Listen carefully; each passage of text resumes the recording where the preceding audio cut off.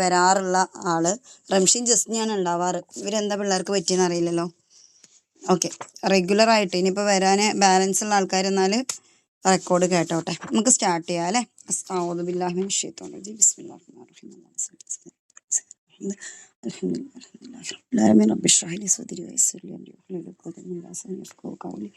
അസ്സലാമു അലൈക്കും വറഹ്മത്തുള്ളാഹി വബറകാതുഹു.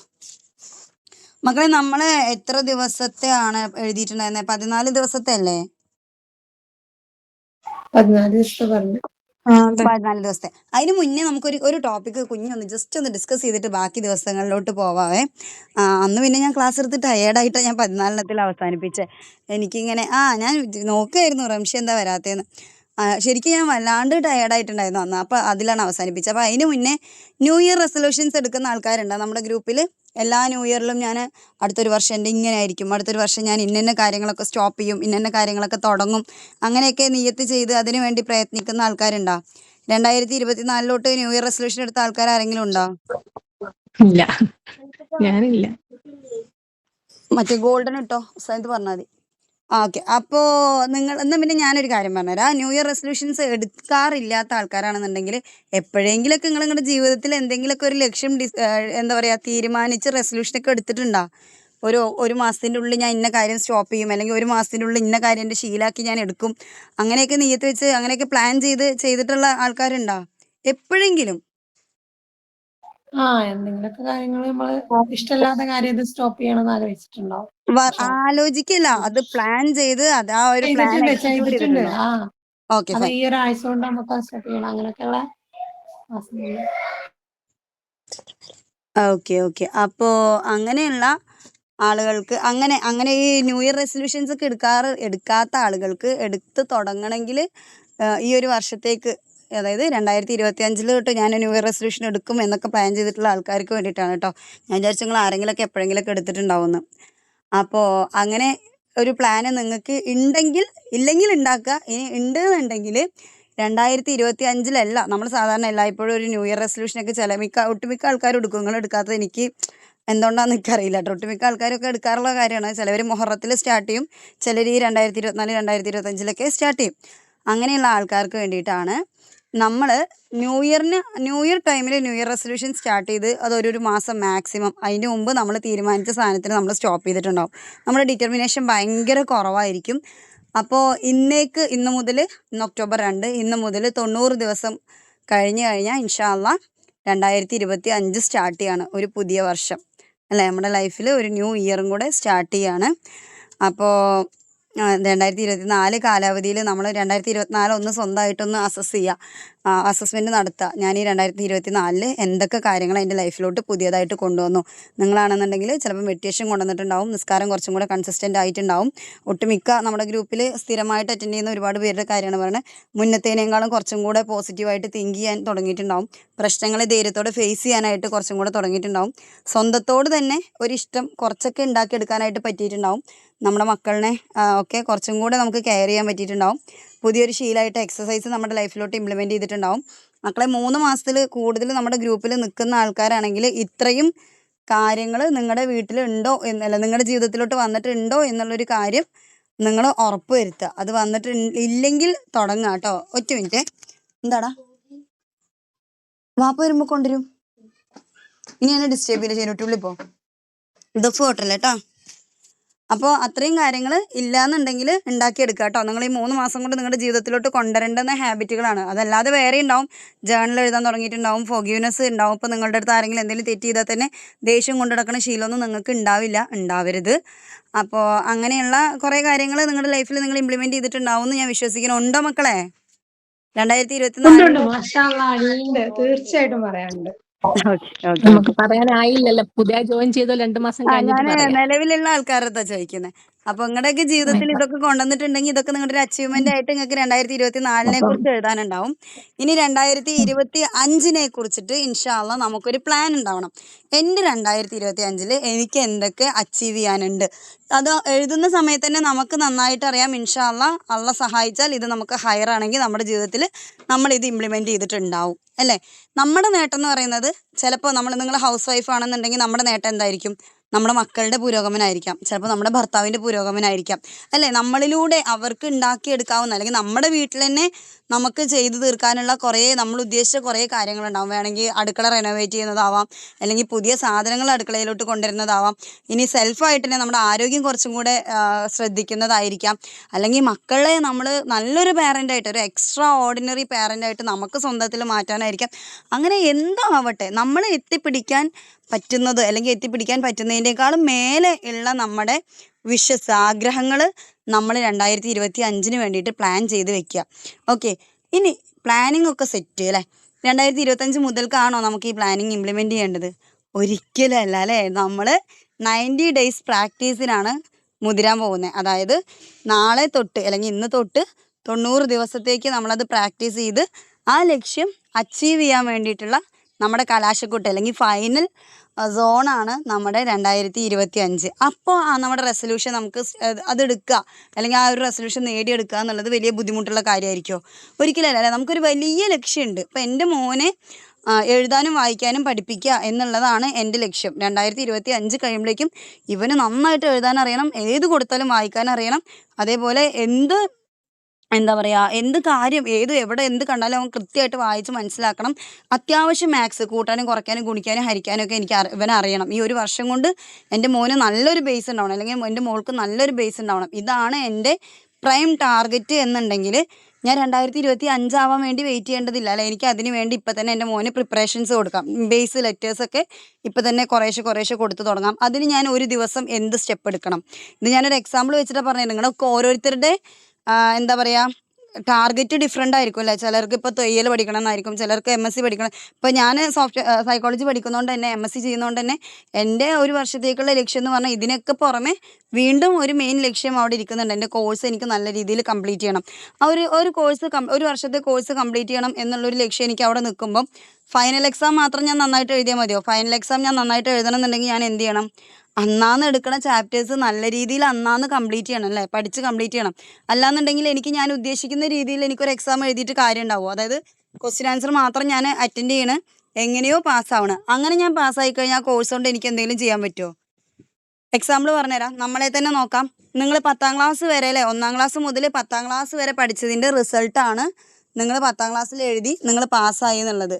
പക്ഷേ 10ാം ക്ലാസ്സിൽ എടുത്തിട്ടുള്ള എല്ലാ പാഠങ്ങളും നിങ്ങൾക്ക് ഇപ്പോൾ ഓർമ്മ ഉണ്ടോ? നമ്മളൊക്കെ 10ാം ക്ലാസ് പാസ്സായ ആൾക്കാരാണ്, 10 വരെ അല്ലെങ്കിൽ 8ാം ക്ലാസ്സിൽ എടുത്തിട്ടുള്ള എന്തെങ്കിലും ഇമ്പോർട്ടൻ്റ് ആയിട്ടുള്ള കാര്യങ്ങൾ നിങ്ങൾക്ക് ഓർമ്മ ഉണ്ടോ? നമ്മുടെ മക്കളെയൊക്കെ പഠിപ്പിച്ചു കൊടുക്കുമ്പോൾ ഇവർ 1ാം ക്ലാസ് 2ാം ക്ലാസ്സിലേക്ക് ബുക്ക് കാണുമ്പോൾ പഠിച്ചോന് ഇതൊക്കെ ഞാൻ പഠിച്ചിട്ടുണ്ടാ എന്ന് നമ്മൾ തന്നെ ആലോചിക്കില്ല. ഇതൊക്കെ ഞാൻ പഠിച്ചതായിരുന്നോ? ഇതൊക്കെ ഞാൻ എപ്പോഴാണ് പഠിച്ചേ? എനിക്കൊന്നും ഓർമ്മയില്ലല്ലോ. അങ്ങനെ നമ്മൾ തന്നെ ആലോചിക്കുന്ന ഒരു സാഹചര്യം നമ്മുടെ ലൈഫിൽ ഉണ്ടായിട്ടുണ്ടോ? നിങ്ങളുടെയൊക്കെ ലൈഫിൽ ഉണ്ടായിട്ടുണ്ടോ? നിങ്ങളൊക്കെ മക്കളുടെ ബുക്ക് തുറന്നു നോക്കാറുണ്ടോ? ഉണ്ടായിട്ടുണ്ട്. ഉണ്ടായിട്ടുണ്ടാവും, അല്ലേ? നമുക്ക് തന്നെ കൺഫ്യൂഷൻ ആയിരിക്കും, ഇതൊക്കെ ഞാൻ പഠിച്ചിട്ടുണ്ടോ? നമ്മൾ അന്ന് നേരെ ചൊവ്വേ പഠിച്ചിട്ടുണ്ടെങ്കിൽ നമുക്ക് ആ കൺഫ്യൂഷൻ ഇപ്പം ഉണ്ടാവോ? ഉണ്ടാവില്ല, അല്ലേ? അല്ലെങ്കിൽ നമ്മൾ നേരെ ചൊവ്വേ പഠിച്ചിട്ട് നമ്മളതിനെ അവിടെ വെച്ചിട്ട് വന്നു, നമ്മുടെ ജീവിതത്തിലോട്ട് അതൊന്നും കൊണ്ടുവന്നിട്ടില്ല. പക്ഷെ ഇതന്നെ ഒരു ടീച്ചർ, ആ ഒരു ഫീൽഡിൽ തന്നെ വർക്ക് ചെയ്യുന്ന ഒരു ടീച്ചറെ സംബന്ധിച്ചിടത്തോളം ടീച്ചർ മറക്കുമോ? ഒരിക്കലും മറക്കില്ല, അല്ലേ? കാരണം അവരത് റിപ്പീറ്റ് ചെയ്ത് ഓരോ വരുന്ന ബുക്സ് നോക്കി ഇവർ പണ്ട് പഠിച്ചതിനെ പുതുക്കിക്കൊണ്ടേ ഇരിക്കുന്നുണ്ട്. അവർ അപ്ഡേറ്റഡ് ആണ്. നമ്മൾ അപ്ഡേറ്റഡ് അല്ല. നമ്മൾ എപ്പോഴും ഏതൊരു ഫീൽഡ് ആയിക്കോട്ടെ, നിങ്ങളിപ്പോൾ ഒരു എന്താ പറയുക, വീട്ടമ്മയാണെന്ന് വിചാരിച്ചു. അപ്പോൾ എൻ്റെ ഉമ്മയുടെ ഒരു സീന് ഞാൻ എടുക്കാമെന്ന് വിചാരിച്ചോ. എൻ്റെ ഉമ്മ നന്നായിട്ട് കുക്ക് ചെയ്യുമായിരുന്നു. അതായത് എൻ്റെ ഉമ്മയായിരുന്നു ഞങ്ങളുടെ വീട്ടിലെ ഏറ്റവും ബെസ്റ്റ് കുക്ക്. എൻ്റെ ഉമ്മ ഉണ്ടാക്കുന്ന ഫുഡാണ് എൻ്റെ ഉപ്പാക്ക് അല്ലെങ്കിൽ ബാക്കിയുള്ള ആങ്ങളാർക്ക് ഒക്കെ ഏറ്റവും ഇഷ്ടം. കാരണം എന്താ വെച്ചാൽ ഉമ്മക്ക് ഒന്നും കാര്യമായിട്ട് അറിയില്ല. എന്ത് പരിപാടി ഉണ്ടെങ്കിലും ഉമ്മ ഉണ്ടാക്കുന്ന ഒരൊറ്റ സാധനം പത്തിരിയും ബീഫും. അത് ബീഫിൻ്റെ ഒരു വെറൈറ്റി ഇല്ല, വരട്ടൽ മാത്രം. അന്നത്തെ സാമ്പത്തിക സ്ഥിതി അങ്ങനെയാണ്. ഉമ്മാക്ക് പുതിയതൊന്നും പരീക്ഷിക്കാനായിട്ടുള്ള സമ്പത്തില്ല. അത് തന്നെ വല്ല പെരുന്നാൾക്കോ അല്ലെങ്കിൽ എന്തെങ്കിലും പുതിയ കാര്യങ്ങൾക്കൊക്കെയാണ് ഉമ്മ വീട്ടിൽ ഇങ്ങനത്തെ സാധനങ്ങളൊക്കെ പരീക്ഷിക്കുന്നുണ്ടായിരുന്നു. പക്ഷെ അതിനിപ്പോഴും ഉമ്മ ഉണ്ടാക്കുന്ന ഫുഡിന് ഇപ്പോഴും തനി വേറെ തന്നെ ഒരു ടേസ്റ്റാണ്. പക്ഷെ വെറൈറ്റീസ് ഒന്നും ഉമ്മാക്ക് അറിയില്ല. ഉമ്മാക്ക് അന്നും അറിയില്ല, ഇന്നും അറിയില്ല. ഉമ്മ അതിനെ വെറൈറ്റി ഒന്നും പരീക്ഷിക്കാനായിട്ട് ഉമ്മ ശ്രദ്ധിച്ചിട്ടുണ്ടായിരുന്നു. ഉമ്മാക്ക് അതിൻ്റെ ആവശ്യം വന്നില്ല. കുറച്ച് കാലം കഴിഞ്ഞപ്പോഴേക്കും താത്ത വലുതായപ്പോൾ പിന്നെ ഞങ്ങളുടെ വീട്ടിൽ പെരുന്നാൾക്ക് ബിരിയാണി ഉണ്ടാക്കാനായിട്ട് തുടങ്ങി. ഇവളുടെ ചുറ്റോടുള്ള ആൾക്കാർക്കൊക്കെ റെസിപ്പി ചോദിച്ച് ബിരിയാണി ഉണ്ടാക്കാനായിട്ട് തുടങ്ങി. അപ്പോൾ എന്തായി, ഉമ്മ ഏറ്റവും നല്ല കുക്ക് എന്നുള്ള അവിടെ നിന്ന് ഉമ്മയുടെ ഫേവറേറ്റ്, അതായത് എല്ലാം ഉണ്ടാക്കുന്ന ഏറ്റവും നല്ല കുക്ക് ഉമ്മയായിരുന്നു. കാരണം ഉമ്മ ഉണ്ടാക്കുന്നതാണ് ഞങ്ങളുടെ വീട്ടിലെല്ലാം, വേറെ റെസിപ്പി ഇല്ല അവിടെ. പക്ഷെ താത്ത ബിരിയാണി ഉണ്ടാക്കാൻ തുടങ്ങിയപ്പോൾ ഉമ്മ ഉണ്ടാക്കുന്നതിൽ നല്ലത് പത്തിരിയും ബീഫും, അതായത് ഉമ്മ സാധാരണ ഉണ്ടാക്കുന്ന ചോറും കൂട്ടാനും ഏറ്റവും നല്ലത് പത്തിരിയും ബീഫും എന്നുള്ളൊരവസ്ഥയിലേക്ക് വന്നു. ഡിഷസ് വേറെ ഇവിടെ കിട്ടാൻ തുടങ്ങി. താത്ത മറ്റേ ബിരിയാണിയും കൂടെ കൊണ്ടുവന്നു വീട്ടിലോട്ട്. അപ്പോൾ എന്ത് പരിപാടി ഉണ്ടാകുമ്പോഴും ഉമ്മയുടെ പത്തിരിയും ബീഫും പോയിട്ട് എന്തായി, താത്താടെ ബിരിയാണി ആയി. ഇപ്പം ഞാൻ പറഞ്ഞു തരുന്നത് എന്താ വെച്ചാൽ, നമ്മളുടെ അറിവ് നമ്മൾ അപ്ഡേറ്റ് ചെയ്യാതിരുന്ന് കഴിഞ്ഞാൽ നമ്മൾ ഏത് മേഖലയിൽ എവിടെയാണോ നമ്മൾ നിൽക്കുന്നത് അവിടെ നിന്ന് നമ്മൾ അപ്ഡേറ്റഡ് ആവും. അപ്പം നമ്മൾ പറഞ്ഞ കാര്യം, ഇപ്പോൾ താത്ത ഇത് ഉണ്ടാക്കാൻ തുടങ്ങി, അത് കഴിഞ്ഞു മറ്റേ യൂട്യൂബ് വന്നു, കുറച്ച് കാലങ്ങൾ കഴിഞ്ഞു. താത്തയുടെ കല്യാണം കഴിഞ്ഞ് പോയി കഴിഞ്ഞാൽ എൻ്റെ വീട്ടിൽ ഒരു കാര്യം നടക്കില്ല എന്നുള്ള അവസ്ഥയായിരുന്നു. യൂട്യൂബ് വന്നതോടുകൂടെ പുതിയ പുതിയ ആൾക്കാർ പുതിയ പുതിയ റെസിപ്പീസ് ഇടാൻ തുടങ്ങി, ഓരോരുത്തരും അത് കാണാൻ തുടങ്ങി, അതിനനുസരിച്ച് കുക്ക് ചെയ്യാൻ തുടങ്ങി, ആ ഒരു രീതിയിൽ മാറ്റങ്ങൾ വരുത്താൻ തുടങ്ങി. പക്ഷേ ഉമ്മയുടെ ഏറ്റവും വലിയൊരു ഹോബി അല്ലെങ്കിൽ ഏറ്റവും വലിയൊരു സന്തോഷം എന്ന് പറയുന്ന സാധനം എന്തായിരുന്നു വെച്ചാൽ, മറ്റുള്ളവർക്ക് കുക്ക് ചെയ്ത് കൊടുക്കുക എന്നുള്ളതായിരുന്നു ഉമ്മയുടെ വലിയ സന്തോഷം. എന്തൊരു പരിപാടി ഉണ്ടെങ്കിലും ഉമ്മ ആയിരുന്നു മാസ്റ്റർ കുക്കായിട്ട് നിന്നിട്ടുണ്ടായിരുന്നത്. അപ്പോൾ ബിരിയാണി ഇഷ്ടമാവാൻ തുടങ്ങിയപ്പോൾ എല്ലാവർക്കും ആ ഒരു ഇഷ്ടം മാറി. സോ ഗ്രാജ്വലി നമ്മുടെ അടുത്ത് നമ്മൾ പറയും ബിരിയാണി ഉണ്ടാക്കാൻ പറഞ്ഞാൽ നമ്മൾ പറയും, അതൊക്കെ ഞാൻ ഉണ്ടാക്കണേക്കാളും നന്നായിട്ട് അവൾ ഉണ്ടാക്കുമല്ലോ, അവൾ തന്നെ ഉണ്ടാക്കിക്കോട്ടെ, ആ ഒരു രീതിയിലേക്ക് മാറും. പക്ഷെ ഇത്തിരി കാലം കഴിഞ്ഞ് ഉമ്മ ഓരോ റെസിപ്പീസ് പുതിയത് ഉമ്മയുടെ ഹാപ്പിനെസ് എന്താണോ അതിന് വേണ്ട സാധനങ്ങൾ ഉമ്മക്ക് കിട്ടാൻ തുടങ്ങി, ഉമ്മ ഉണ്ടാക്കാൻ തുടങ്ങി. പക്ഷെ കുറേ കാലത്തിന് ശേഷമാണ് ഉമ്മ ഉണ്ടാക്കാൻ തുടങ്ങിയത്. പക്ഷെ ഇപ്പോഴും സ്റ്റിൽ ഉമ്മയുടെ മാസ്റ്റർ പീസ് പത്തിരിയും ബീഫും തന്നെയാണ്. കാരണം എന്താ വെച്ചാൽ ഉമ്മക്ക് 3 വർഷത്തെ എക്സ്പീരിയൻസ് അതിലുണ്ട്. പുതിയ ഡിഷസ് പരീക്ഷിക്കുമ്പോൾ ചിലത് നല്ലതാവും, ചിലത് മോശമാവും, പക്ഷേ എക്സ്പീരിയൻസ് അവിടെ ഉണ്ട്. ഉമ്മ താത്ത ബിരിയാണി ഉണ്ടാക്കാൻ തുടങ്ങി എന്നുള്ളതുകൊണ്ട് ഉമ്മയുടെ പത്തിരിയും ബീഫും ഉണ്ടാക്കുന്ന പരിപാടി നിർത്തിയിട്ടില്ല. ഇപ്പോൾ ഇത്രയും കാര്യങ്ങൾ ഞങ്ങൾക്ക് പറഞ്ഞു തരാനുള്ള റീസൺ എന്താണെന്ന് വെച്ച് കഴിഞ്ഞാൽ, നമ്മൾ ഏത് മേഖലയിലാണോ നിൽക്കുന്നത് ആ മേഖലയിൽ നമ്മൾ നമ്മുടെ കഴിവ് വർദ്ധിപ്പിച്ചുകൊണ്ടിരിക്കുക. നമ്മളെക്കാൾ ബെറ്റർ ആയിട്ട് ഒരാൾ ഒരു ഡിഷ് ചെയ്യുന്നുണ്ടെന്ന് വെച്ചിട്ട് നമ്മുടെ ബെസ്റ്റ് ആയിട്ടുള്ള സാധനം, നമ്മുടെ ഫേവറേറ്റ് അല്ലെങ്കിൽ നമ്മുടെ മാസ്റ്റർ പീസ്, നമ്മുടെ കഴിവ് അത് അവിടെ തന്നെ ഉണ്ട്. അതിനെ നമ്മൾ പോളിഷ് ചെയ്തുകൊണ്ടേ ഇരിക്കുക. എന്നേക്കാൾ ബെറ്റർ ആയിട്ട് എൻ്റെ ഇളയച്ചിയോ മൂത്തച്ചിയോ, അല്ലെങ്കിൽ ഇപ്പോൾ എൻ്റെ കുട്ടി ഇപ്പോൾ ഒരു 50 മാർക്ക് കൊണ്ടാണ് മേടിച്ചിട്ട് വരുന്നത്, എൻ്റെ നാത്തൂൻ്റെ കുട്ടി ഒരു 60 മാർക്ക് വാങ്ങിക്കുന്നുണ്ടെങ്കിൽ അതിൻ്റെ അർത്ഥം ഇനി എൻ്റെ കുട്ടീനെ ഞാൻ പഠിപ്പിക്കുകയും ചെയ്യേണ്ടെന്നല്ല. അല്ലെങ്കിൽ എൻ്റെ കുട്ടി ആ 60 മാർക്ക് മേടിച്ചാലേ എൻ്റെ കുട്ടി നല്ലതാവൂ എന്നല്ല. ഇവൻ്റെ 50 മാർക്ക് ഇവൻ പഠിച്ച് കഷ്ടപ്പെട്ട് വാങ്ങിയിട്ടുണ്ടെങ്കിൽ ആ 50 മാർക്കിന് അതിൻ്റേതായ വാല്യൂ ഉണ്ട്. ഓൾവേസ് ബെസ്റ്റാണ്. എൻ്റെ ഉമ്മയുടെ പത്തിരിയും ബീഫും പോലെയാണ്. പക്ഷെ ഇവന് ഈ 60-ന് പകരം, അതായത് ഈ 60 മാർക്ക് വാങ്ങിച്ചതിന് കുട്ടീനെ പകരം ഇവന് ചെയ്യാൻ കുറേ കാര്യങ്ങളുണ്ടാവും അല്ലേ. ചിലപ്പോൾ ഇവന് ഓട്ടത്തിൽ ഫസ്റ്റ് പ്രൈസ് വാങ്ങിയിട്ട് വന്നിട്ടുണ്ടാവും. അപ്പം ഞാൻ അത് കണ്ടിട്ടില്ല, ഞാനത് നോക്കിയിട്ടേ ഇല്ല. പകരം ഞാൻ ഈ 60 മാർക്ക് തന്നെ പിടിച്ചുകൊണ്ട് നിൽക്കുകയാണ്. എന്തെങ്കിലും കാര്യമുണ്ടോ? ഇതേപോലെ തന്നെയാണ് നമ്മുടെ എല്ലാവരുടെയും ലൈഫിൻ്റെ കാര്യമാണെങ്കിലും. ഇപ്പോൾ എനിക്കൊരു ജോലിയുണ്ട്, എൻ്റെ ജോലിയുടെ സാലറി കിട്ടുന്നത് ഒരു 10,000 രൂപയാണ് പെർ മന്ത്, അല്ലെങ്കിൽ ഒരു 15,000 രൂപയാണ് പെർ മന്ത് എന്ന് വിചാരിച്ചോ. എനിക്ക് വേണ്ടത് ഒരു 25,000 ആണ്. പക്ഷെ ഞാൻ ആ പ്രൊമോഷൻ കിട്ടാൻ വേണ്ടുന്ന ജോലിയിലൊരു കരകയറ്റം, അല്ലെങ്കിൽ വേറൊരു ജോലി, ഒരു ഓൾട്ടർനേറ്റീവ് ഫണ്ട് വരാനുള്ള, സാലറി വരാനുള്ള പരിപാടി, ഇതൊന്നും ഞാൻ നോക്കുന്നില്ല. പകരം ഞാൻ പറഞ്ഞുകൊണ്ടിരിക്കുകയാണ്, എൻ്റെ 15,000-ൽ ഞാൻ സാറ്റിസ്ഫൈഡ് അല്ല, എൻ്റെ 15,000-ൽ ഞാൻ സാറ്റിസ്ഫൈഡ് അല്ല, എനിക്ക് ആകെ 15,000 ശമ്പളമുള്ളൂ, എൻ്റെ അത്ര പോലും പഠിക്കാത്ത പെണ്ണ് 20,000 വാങ്ങുന്നുണ്ട്, അല്ലെങ്കിൽ ഞാനിങ്ങനെ പറഞ്ഞുകൊണ്ടിരിക്കുകയാണ്. എന്തെങ്കിലും കാര്യമുണ്ടോ? ഒരു കാര്യമില്ല അല്ലേ. ഏതൊരു മേഖലയും നമ്മൾ അറിവ് വളർത്തിക്കൊണ്ടേയിരിക്കുക. നമ്മൾ രക്ഷപ്പെടണോ, നമ്മൾ ഒരു ദിവസം മിനിമം ഒരു കാര്യങ്ങളും പഠിച്ചിട്ടുണ്ടാവണം. എന്നാൽ മാത്രമേ നമുക്ക് രക്ഷപ്പെടാൻ പറ്റുള്ളൂ. അത് ദീനിൻ്റെ കാര്യമാണെങ്കിലും ദുനിയാവിൻ്റെ കാര്യമാണെങ്കിലും ആഖിറത്തിൻ്റെ കാര്യമാണെങ്കിലും നമ്മുടെ ജോലിയാണെങ്കിലും മക്കളാണെങ്കിലും അടുക്കളയാണെങ്കിലും നമ്മുടെ പാഷനാണെങ്കിലും എല്ലാം നമ്മൾ ഹൗസ് വൈഫായിട്ടിരിക്കുക എന്ന് പറഞ്ഞാൽ അത്ര മോശം കാര്യമൊന്നുമില്ല. ഒരു ഹൗസ് വൈഫ് എന്ന് പറയുന്നത് എന്താ പറയുക, 10 പെണ്ണുങ്ങളെ പണി ചെയ്യുന്നതാണ് ഒരു ഹൗസ് വൈഫ് എന്നാണ് പറയുന്നത്. കാരണം ഒരു വീട്ടിലൊരു ഭാര്യ ഇല്ലാതെ ആയിക്കഴിഞ്ഞാൽ ആ വീട്ടിലുള്ള ആളുകൾ ഡിപ്പെൻഡ് ചെയ്യേണ്ടുന്ന കുറേ അധികം ആൾക്കാരുണ്ട്. ഒരു വേലക്കാരിനെ വീട്ടിലോട്ട് എടുക്കാൻ പറ്റിയിട്ടില്ലെങ്കിൽ, അതായത് ഒരു ജോലിക്കാരിയെ കറക്റ്റായിട്ട് കിട്ടിയിട്ടില്ല എന്നുണ്ടെങ്കിൽ പുറത്ത് തുണി വാഷ് ചെയ്യാൻ കൊടുക്കണം അല്ലേ, ഡോബിക്കുള്ള പൈസ, വാഷ് ചെയ്ത് അയൺ ചെയ്ത് കൊടുക്കാനുള്ള ഡോബിക്കുള്ള പൈസ. അതേപോലെ കുക്കിംഗ് നടക്കൂല, അപ്പോൾ എന്തായി, ഹോട്ടൽ ഫുഡ്, അത് വേറെ പൈസ. ഈ ഹോട്ടൽ ഫുഡ് കഴിച്ചിട്ട് വരുന്ന ഹോസ്പിറ്റൽ കേസ് വേറെ, അപ്പോൾ അതിൻ്റെ വേറെ പൈസ. ക്ലീനിങ്ങിന് വേണ്ടി വല്ലപ്പോഴും നമ്മൾ ആരെങ്കിലും ഹയർ ചെയ്യുന്നുണ്ടെങ്കിൽ, സ്ഥിരമായിട്ട് ജോലിക്ക് വരാത്ത ആൾക്കാരാണെങ്കിൽ ഹയർ ചെയ്തേ പറ്റുള്ളൂ. അപ്പോൾ വല്ലപ്പോഴും ഒരാളിനെ നമ്മൾ കൂലി കൊടുത്ത് ക്ലീനിങ് ബാക്കിയുള്ള കാര്യങ്ങൾക്ക് വിളിക്കുന്നുണ്ടെങ്കിൽ അതിൻ്റെ പൈസ. വീട്ടിലെ കാട് പുല്ല് ഒക്കെ വെട്ടാൻ വേണ്ടിയിട്ട് അതിൻ്റെ പൈസ. ഇങ്ങനെ നമ്മൾ എണ്ണിപ്പെറുക്കി നോക്കുകയാണെന്നുണ്ടെങ്കിൽ 8-10 ആൾക്കാരുടെ പണിയാണ് ഒരു ഹൗസ് വൈഫ് എടുക്കുന്നത്. സോ ഞാൻ ഹൗസ് വൈഫാണ്, എനിക്ക് എൻ്റെ ജീവിതത്തിൽ പ്രത്യേകിച്ച് ഒന്നും ചെയ്യാനില്ല എന്നുള്ളതില്ല. ഏറ്റവും കൂടുതൽ പണിയെടുക്കാനുള്ളത് ഹൗസ് വൈഫിനാണ്. നമ്മൾ ടീച്ചറാവണം, ഡോക്ടറാവണം, ക്ലീനറാവണം, പ്ലംബറാവണം, ഇതെല്ലാം നമ്മളാവണം.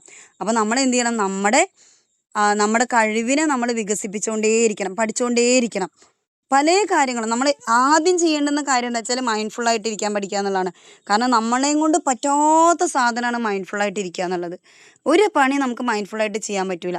നമ്മുടെ മക്കൾ കളിക്കുന്ന സമയത്ത് നമ്മൾ വിളിച്ചാൽ പോലും ചിലപ്പോൾ അവർ കേൾക്കൂല. അവരിങ്ങനെ മണ്ണിലിരുന്നിട്ട് വല്ല അപ്പം ചൂടുകയോ അല്ലെങ്കിൽ മണ്ണ് മാന്തി കളിക്കുക, വെള്ളം കുഴച്ച് കഴിക്കുകയൊക്കെ ആയിരിക്കും ചെയ്യുന്നുണ്ടാവും. നമ്മൾ എടി അത് ചെയ്യല്ലേ അത് ചെയ്യല്ലേ അത് ചെയ്യല്ലെന്ന് ഇവരോട് പറയുന്നുണ്ടാവും, 10,000 പ്രാവശ്യം പറയുന്നുണ്ടാവും. പക്ഷേ ഇവർ നമ്മളീ പറയണമെന്ന് കേട്ടിട്ടുണ്ടാവില്ല. അവരതിൽ തന്നെ ശ്രദ്ധിച്ചുകൊണ്ടിരിക്കുക. നമ്മളും ഒരു കാലത്ത് അങ്ങനെ ആയിരുന്നു അല്ലേ? നമ്മളും ആര് ചുറ്റും എന്ത് നടന്നാലും എന്ത് പറഞ്ഞാലും ശ്രദ്ധിക്കാതെ നമ്മൾ ആ പണി ചെയ്തുകൊണ്ടിരിക്കുമായിരുന്നു. ഇപ്പം നമുക്ക് അങ്ങനെ ആരെന്ത് പറഞ്ഞാലും അത് ശ്രദ്ധിക്കാതെ നമുക്ക് ആ പണി ചെയ്തുകൊണ്ടിരിക്കാൻ പറ്റുമോ? പറ്റുന്നുണ്ടോ? നമ്മളിപ്പോൾ അങ്ങനെയല്ല അല്ലേ? നമ്മൾക്ക് ആരെങ്കിലും അവിടെ എന്തെങ്കിലും പറയാനുണ്ടാവണം, എന്നാലേ നമുക്ക് ഹാപ്പി ആയിട്ടിരിക്കാൻ പറ്റുള്ളൂ. ഒരു വീഡിയോ എങ്കിലും തൊട്ടപ്പുറത്ത് പ്ലേ ചെയ്യുന്നുണ്ടാവണം, എന്നാലേ നമുക്ക് ആ പണി ചെയ്യാൻ പറ്റുള്ളൂ. അത്രയും കോൺസെൻട്രേഷൻ ഇല്ലാത്ത, മൈൻഡ്ഫുള്ളായിട്ട് ഇരിക്കുക എന്നുള്ളൊരു സാധനം, മൈൻഡ്ഫുള്ളായിട്ടൊരു പണി ചെയ്യുക എന്നുള്ളൊരു സാധനം ചെയ്യാൻ പറ്റാത്തൊരവസ്ഥയ്ക്ക് നമ്മൾ മാറി. Right or wrong? നിങ്ങളിവിടെ ഉണ്ടോ മക്കളെ? നിങ്ങളോട് ചോദിക്കണേ, ശരിയാണോ അല്ലേ? ശരിയാണ് തായി. അതെ അതെ അതെ. അപ്പം എന്നിട്ട് നമ്മൾ എന്താ പറയാ, ഞാൻ വേണ്ടാത്തതൊന്നും അല്ലല്ലോ കാണുന്നേ, ഞാൻ പഠിക്കാനുള്ള കാര്യമല്ലേ പറയണേ, ഞാൻ ഐശ്വര്യയുടെ ക്ലാസ് അല്ലേ കാണുന്നേ, ഞാൻ അങ്ങനെ എൻ്റർടൈൻമെൻറ്റ്, ഞാൻ റീലൊന്നും കാണാറില്ല, ഞാൻ ഐശ്വര്യയുടെ ക്ലാസ് കണ്ടുകൊണ്ടാണ് പാത്രം കഴുകുക. അപ്പോൾ നമ്മൾ പാത്രം കഴുകുന്നുണ്ട്, ക്ലാസ് കാണുന്നുണ്ട്, എവിടെയാണ് നമ്മുടെ മൈൻഡ് കൊണ്ട് ഡെപ്പോസിറ്റ് ചെയ്തത്? നമ്മൾ ശരിക്കും മനസ്സറിഞ്ഞ് ചെയ്തത് എന്താണ്? എന്നിട്ട് നമ്മൾ പറയാം എനിക്ക് ഇബാദത്ത് ചെയ്യുമ്പോൾ കോൺസെൻട്രേഷൻ കിട്ടുന്നില്ല, ഞാൻ മെഡിറ്റേഷൻ ചെയ്തിട്ട് പോലും എനിക്ക് കോൺസെൻട്രേഷൻ കിട്ടുന്നില്ല, എൻ്റെ മൈൻഡ് എപ്പോഴും ഡിസപ്പോയിൻറ്റഡ് ആണ്. കാരണം നമ്മൾ ഒരു റെസ്റ്റും കൊടുക്കാത്തൊരു സാധനം നമ്മുടെ മനസ്സാണ്.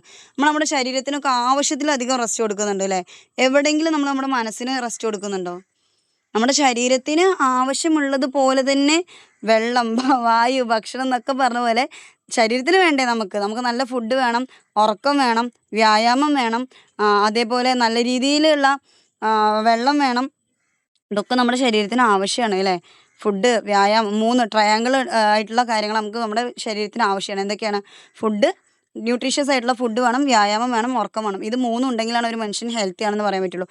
ഇതേപോലെ നമ്മുടെ മനസ്സിനും വേണം. എന്ത്? ന്യൂട്രീഷ്യസ് ആയിട്ടുള്ള ഫുഡ് എന്താണ്? നല്ല നല്ല അറിവുകളാണ് അല്ലേ? മനസ്സിൻ്റെ ഫുഡ് എന്ന് പറയുന്നത് നല്ല നല്ല അറിവുകളാണ്. ഇപ്പം നമ്മൾ കുറേശ്ശെങ്കിലും നല്ല നല്ല മനസ്സിന് വേണ്ടുന്ന അറിവുകൾ നമ്മളിപ്പോൾ പഠിച്ചുകൊണ്ടിരിക്കുന്നുണ്ട് അല്ലേ? വ്യായാമം വേണം. എന്താണ് വ്യായാമം?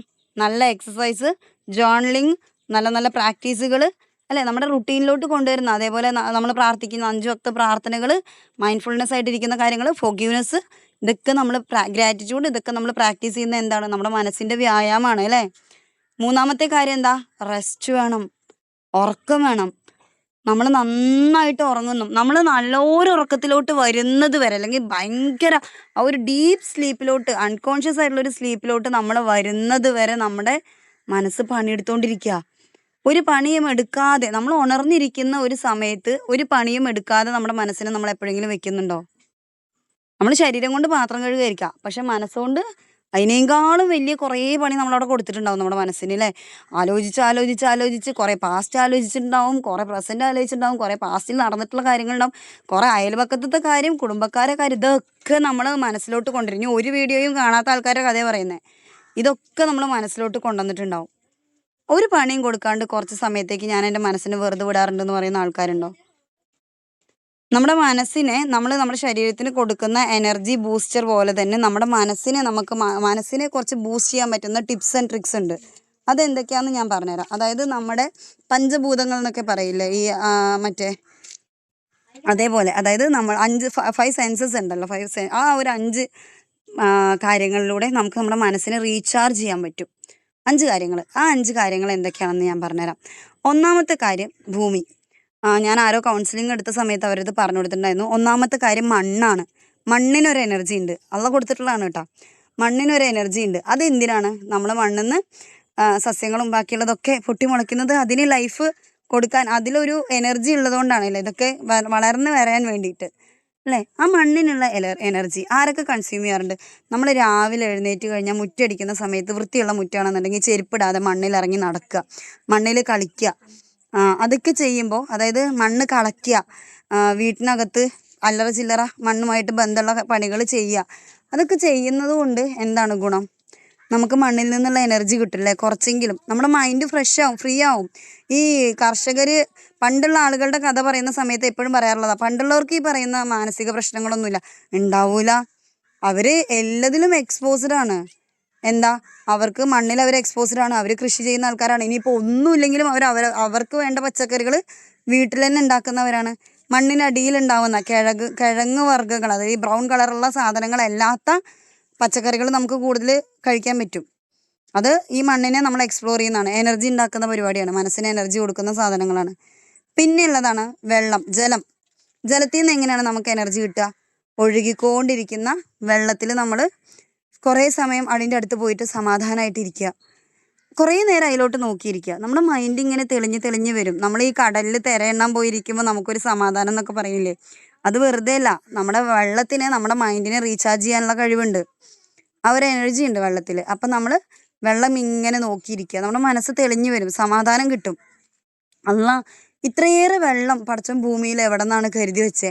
നമുക്കിത് എവിടെ നിന്നാണ് വരുന്നത്? ഇത് എങ്ങോട്ടാണ് പോകുന്നത്? ആ വെള്ളത്തിലൂടെ എന്തൊക്കെ ഒഴുകി വരുന്നുണ്ട്? ഇങ്ങനെ കുറേ കാര്യങ്ങൾ നമ്മൾ അതിൽ തന്നെ ഒബ്സർവ് ചെയ്ത് നമ്മുടെ ശ്രദ്ധ അതിൽ തന്നെ കൊടുത്ത് നമ്മൾ ഇരിക്കുന്ന സമയത്ത് നമ്മളിങ്ങനെ അവസാനം നോക്കി അവസാനം ഒരു അന്തം വിട്ടൊരു അവസ്ഥയിലോട്ട് എത്തും. അതായത് അന്തമില്ലാതിരിക്കാറില്ലേ, അങ്ങനെ അന്തമില്ലാതെ നമ്മൾ കുറേ സമയം ഇരുന്ന് പോകും. പക്ഷെ അതിന് വേണ്ടി കുറച്ച് സമയം നമ്മൾ അന്തത്തോടെ തന്നെ അതിലോട്ട് നോക്കിയിരിക്കണം. അതിനെ തന്നെ ഒബ്സർവ് ചെയ്തിരിക്കുമ്പോൾ കുറേ കഴിഞ്ഞാൽ നമ്മളൊരു അന്തമില്ലാത്തൊരവസ്ഥയിൽ കുറേ നേരം ഇരുന്ന് പോകും. അത് കഴിഞ്ഞാൽ അതല്ലാതെ വേറൊരു സാധനം എന്താണ്? അഗ്നി, തീ, ചൂട് അല്ലേ? അതുകൊണ്ട് എന്താ ഉദ്ദേശിക്കുന്നത്?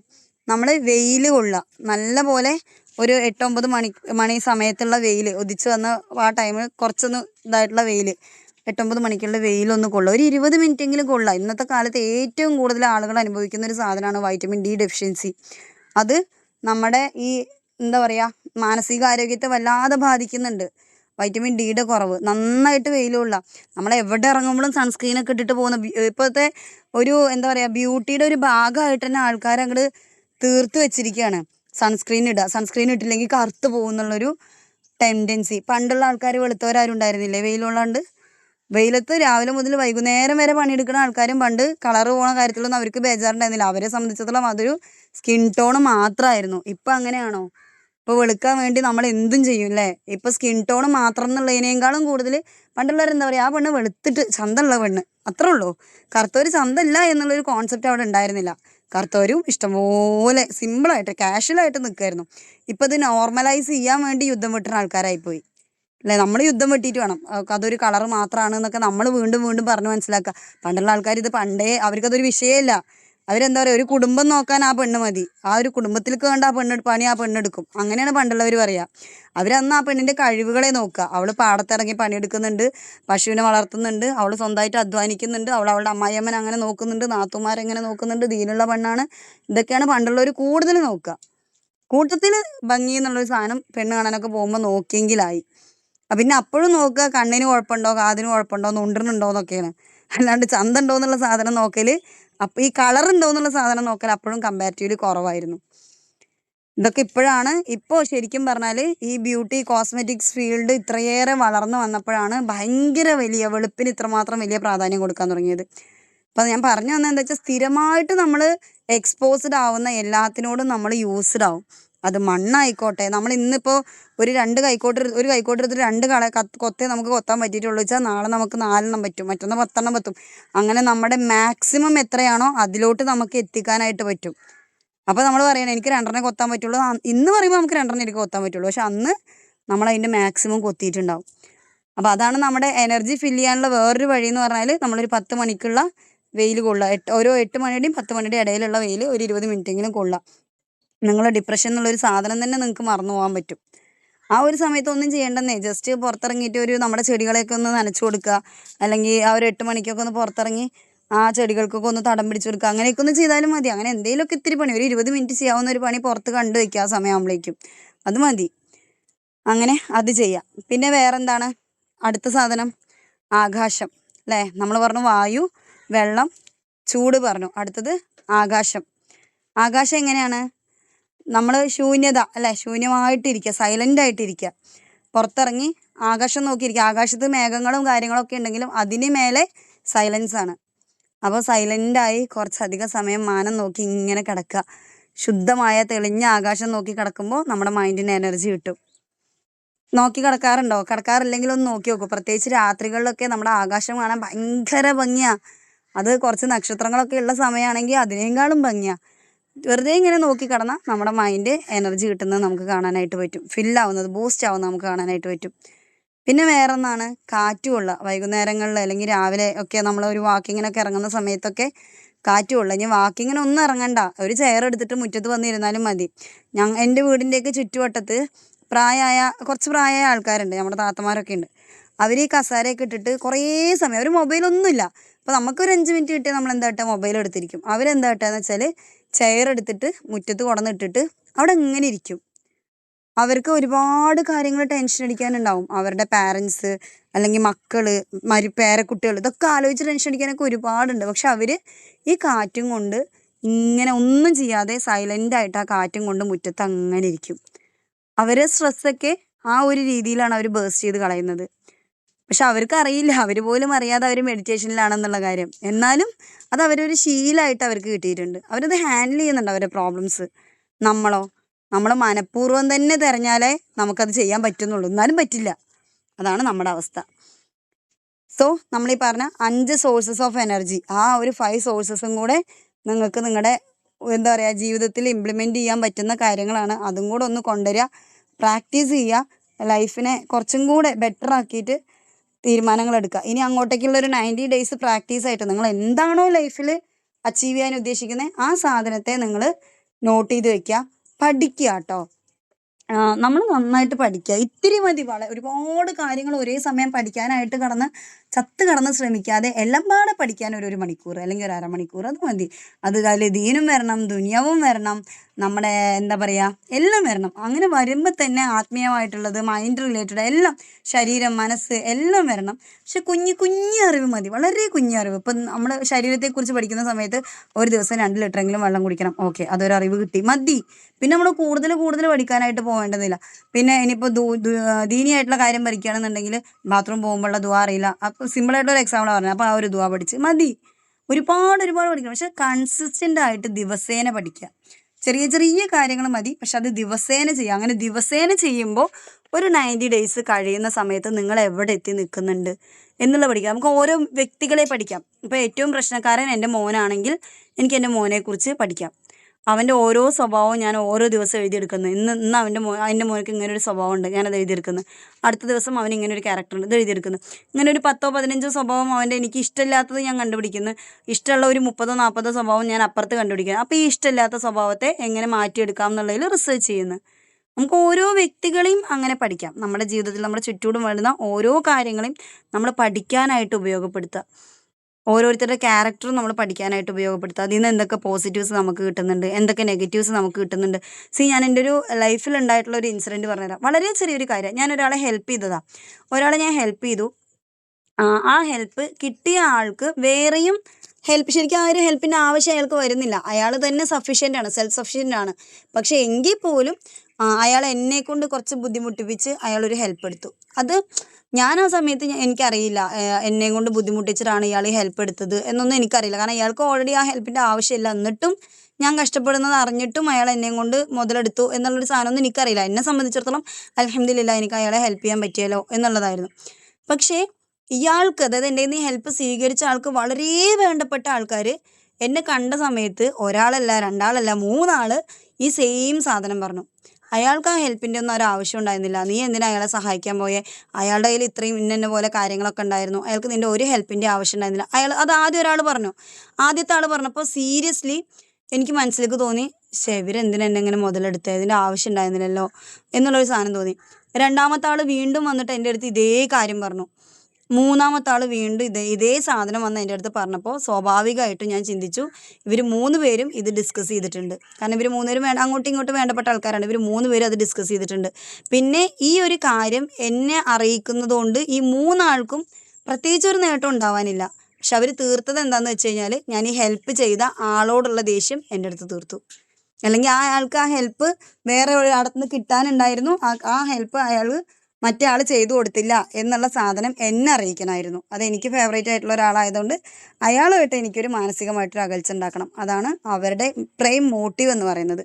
അതെൻ്റെ അടുത്ത് എത്തി. അത് ഡയറക്റ്റ്ലി അല്ലെങ്കിൽ ഇൻഡയറക്റ്റ്, ചിലപ്പോൾ ഈ പറഞ്ഞ ആൾക്കാർ പോലും വിചാരിച്ചിട്ടുണ്ടാവില്ല ഈ ദേഷ്യം ഉണ്ടാക്കണം എന്നുള്ളത്. പക്ഷെ അവരുടെ ഉള്ളിലുള്ള ദേഷ്യം എന്തായി എൻ്റെ ഉള്ളിൽ ഇഞ്ചെക്ട് ചെയ്തു തന്നു.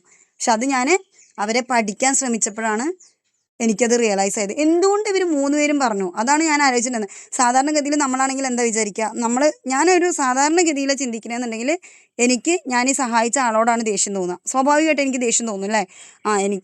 എൻ്റെ അടുത്ത് ഒരു കാര്യമില്ലാണ്ട് അവർ അത്രയും എന്നെ ഇടങ്ങേറാക്കിയില്ലേ, ആ ഒരു സാധനം തന്നെയായിരുന്നു എൻ്റെ മനസ്സിൽ വരിക. പക്ഷെ 3 പേരും റിപ്പീറ്റ് ചെയ്ത് എൻ്റെ അടുത്ത് അത് പറയണമെന്നുണ്ടെങ്കിൽ എൻ്റെ ഉള്ളിൽ ആ ദേഷ്യം തോന്നണം എന്നുള്ളത് അവർ ആഗ്രഹിക്കുന്നുണ്ടാവും അല്ലേ. അല്ലാണ്ട് ഇപ്പോൾ അവർക്ക് എന്താ വേറെ നേട്ടം അതിൽ കിട്ടാനുള്ളത്? എൻ്റെ ഉള്ളിൽ ഈ സാധനം തോന്നണം എന്ന് അവർ ആഗ്രഹിക്കുന്നുണ്ട്. അതുകൊണ്ട് അവർക്ക് എന്ത് നേട്ടം കിട്ടാനുണ്ട് എന്നായിരുന്നു ഞാൻ ആ സമയത്ത് ആലോചിച്ച്. എൻ്റെ ഹസ്ബൻഡായിട്ട് ഡിസ്കസ് ചെയ്തു.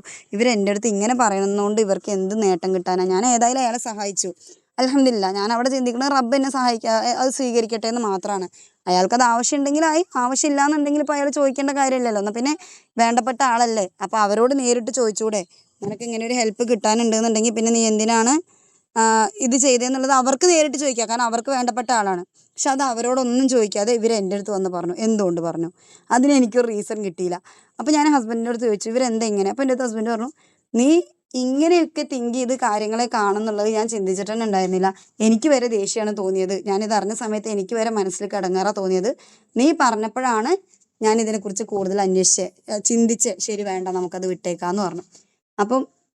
അപ്പോൾ ആ ഒരു ചിന്ത നമ്മൾക്ക് ഉണ്ടാവണം. നമ്മുടെ ചുറ്റോടുള്ള ആളുകളുടെ അടുത്ത് നമ്മൾ ദേഷ്യം തോന്നുന്നതിനേക്കാൾ മുന്നേ, അല്ലെങ്കിൽ നമ്മളൊരു തീരുമാനം എടുക്കുന്നതിനേക്കാൾ മുന്നേ നമ്മൾ ആളുകളെ പഠിക്കാൻ ശ്രമിക്കണം. നമ്മുടെ മക്കളുടെ കാര്യം ആയിക്കോട്ടെ, ഹസ്ബൻഡിൻ്റെ കാര്യം ആയിക്കോട്ടെ, ഒരാൾ എന്തേലും പറയുകയോ ചെയ്യുമ്പോൾ എന്തുകൊണ്ട് എന്നുള്ള ക്വസ്റ്റ്യൻ നമ്മുടെ ഉള്ളിൽ നമ്മൾ തനിയെ ചോദിക്കാൻ തുടങ്ങണം. എന്തുകൊണ്ട് അവരത് ചെയ്തു, എന്തുകൊണ്ട് ഇവരത് പറഞ്ഞു, അവരുടെ ഭാഗത്തും കൂടെ നിന്ന് കാര്യങ്ങൾ കാണാനും അറിയാനും നമ്മൾ ശ്രമിച്ചു തുടങ്ങണം. ഓക്കെ എൻ്റെ പൊന്നെ, കുറച്ചധികം പറഞ്ഞു അല്ലേ. നമുക്ക് 15ാമത്തെ ദിവസം മുതൽക്ക് നോക്കല്ലേ, എഴുതി തുടങ്ങിയല്ലേ? റെഡി ആയോ? ഇതുവരെ എടുത്തതിൽ ആർക്കെങ്കിലും എന്തെങ്കിലും ഡൗട്ട് ഉണ്ടോ? പറഞ്ഞതിൽ എന്തെങ്കിലും സംശയം തോന്നിയോ?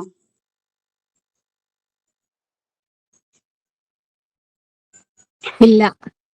ഓക്കെ, തീരുമാനങ്ങൾ എങ്ങനെയാ? ഇനി അങ്ങോട്ട് തുടങ്ങല്ലേ 90 ദിവസത്തെ യുദ്ധം.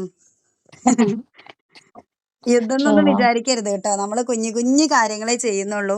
വളരെ ചെറിയ ചെറിയ കാര്യങ്ങൾ. നമ്മുടെ വലിയ ലക്ഷ്യം അവിടെ കിടക്കുന്നുണ്ട്. ചെറിയ ചെറിയ കാര്യങ്ങൾ നമ്മൾ പഠിച്ചു തുടങ്ങും. അതായത് നമുക്കൊരു ബുക്ക് മുഴുവൻ വായിച്ച് തീർക്കണം എന്നുണ്ടെങ്കിൽ നമ്മൾ അതിൻ്റെ ഒരു പേജ് വെച്ചിട്ടെങ്കിലും മിനിമം ഒരു ദിവസം വായിച്ചാലാണ് നമുക്ക് ആ ബുക്ക് തീർക്കാനായിട്ട് പറ്റുള്ളൂ അല്ലേ. ഇപ്പം നമ്മളൊക്കെ റംസാനിക്ക് ഖത്തം തീർക്കുന്ന ആൾക്കാരാണ്. ആദ്യം തന്നെ 30ാമത്തെ ജുസ് ഓതിയിട്ട് കഴിഞ്ഞെന്ന് പറഞ്ഞിരിക്കുമോ? നമ്മൾ ഇരിക്കില്ല അല്ലേ. നമ്മൾ 1ാമത്തെ പേജ് മുതൽ ഇടയ്ക്ക് നമ്മളിപ്പോൾ ഓരോ ഖത്തം തീരുമ്പോഴും നമ്മൾ എന്താ ചെയ്യുക? വീണ്ടും ഫസ്റ്റിന്ന് അത് ഓരോ പേജ് 2 പേജ് ചിലപ്പോൾ ഒരു ജുസ് ഒക്കെ അങ്ങനെ ഓതിയിട്ടാണ് നമ്മൾ 30 ജുസ് കംപ്ലീറ്റ് ചെയ്യുക. ആ 30 ജുസ് കംപ്ലീറ്റ് ചെയ്യുന്ന ദിവസം, ഖത്തം തീരുന്ന ദിവസം നമ്മുടെ മനസ്സിലുണ്ടാവുന്ന സന്തോഷം എന്താണ്? ആ ഒരു മധുരം എല്ലാവരും ഒരിക്കലെങ്കിലും അനുഭവിച്ചിട്ടുണ്ടാവില്ലേ? ആ ഒരു എക്സ്പീരിയൻസ്, അത് പറഞ്ഞാലാണ് നിങ്ങൾക്ക് ഏറ്റവും കൂടുതൽ കണക്റ്റ് ആവുള്ളൂ. അതുകൊണ്ടാണ് ഞാൻ നിങ്ങളുടെ അടുത്ത് അത് പറയുന്നത്. പ്രത്യേകിച്ച് റംസാനിക്കൊക്കെ നോമ്പൊക്കെ എടുത്തിട്ട് നമ്മൾ ഈ ഉറക്കം തൂങ്ങിയിട്ടും ഉണ്ടായിട്ടൊക്കെ നമ്മൾ പെട്ടെന്ന് ആ ഹത്തം തീർക്കുന്ന സമയത്ത് നമ്മുടെ ഉള്ളിൽ ഉണ്ടാവുന്ന ഒരു സന്തോഷം നിങ്ങളൊക്കെ അനുഭവിച്ചിട്ടുള്ള ആൾക്കാരല്ലേ അത്, ഹത്തം തീരുന്ന സമയത്തുള്ള സന്തോഷം. അപ്പോൾ ആ ഒരു സന്തോഷം, അതേ സന്തോഷം നമ്മുടെ ലൈഫിൽ നമ്മൾ ഓരോ കാര്യം അച്ചീവ് ചെയ്യുമ്പോഴും നമുക്ക് കിട്ടണം.